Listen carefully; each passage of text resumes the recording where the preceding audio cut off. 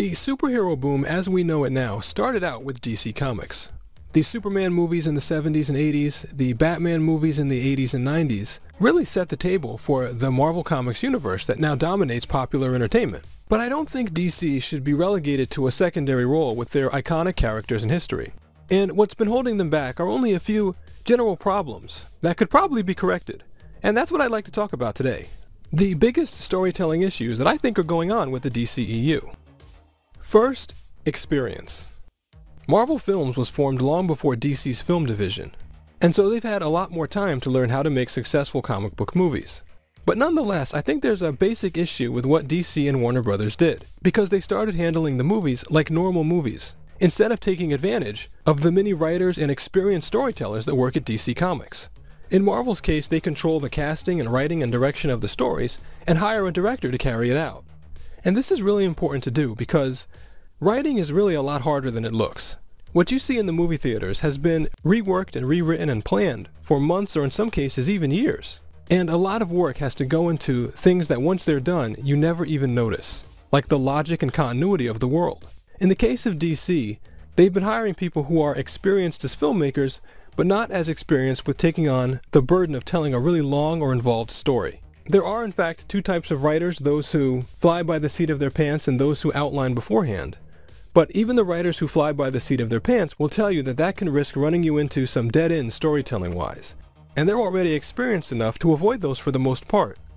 If you don't have that experience and you're flying by the seat of your pants, that could be a recipe for disaster. It's also a concern because the brainstorming part of the process, coming up with good ideas, is very important and requires a lot of experience too. You have to be able to recognize a good idea. And you have to be able to come up with good ideas, because if you can't, you often default to things that make you feel good for other reasons, that the audience won't share.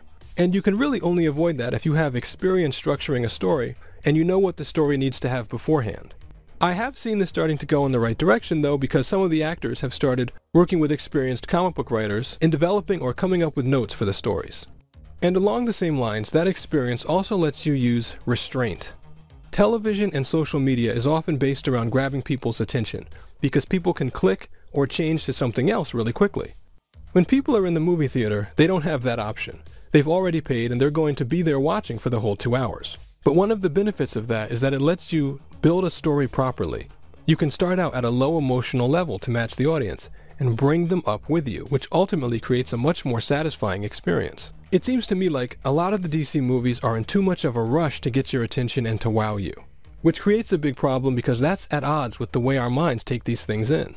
Because we can only process so many things at one time. And things work best when you only have one thing that happens to hit our emotions in an accurate and effective way. It's really the only way you can do it to have a chance of having a really effective movie. Overkill will almost guarantee you some problems. And that same type of approach can take you away from a final and really important thing, which is sincerity. And I think this is a big issue. It can have a light tone to things, but it has to have a consistent logic and some issues that people who are older can latch onto and care about. If you don't take the comic books seriously, you lose that. And if you don't visualize and execute the physical element of things seriously, you lose that too. And I think this might be one of the big issues. Because the Watchmen movie, as much as I liked it, really took that same surreal tone. And ultimately, I think that costs you something. Because people aren't able to buy into what they see. And it's a very dangerous thing.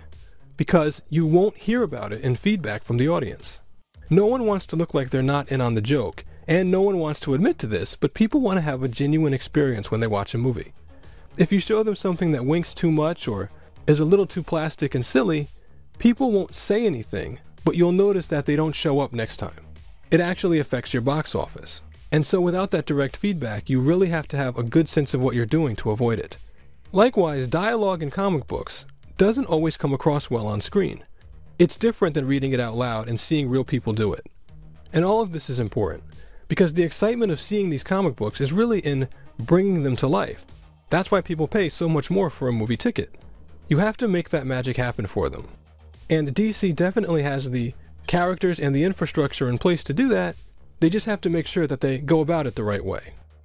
And we'll talk about that in our next video on this topic, when we discuss how I think Christopher Nolan would have tackled Batman vs. Superman. So stay tuned for that, and thanks for listening.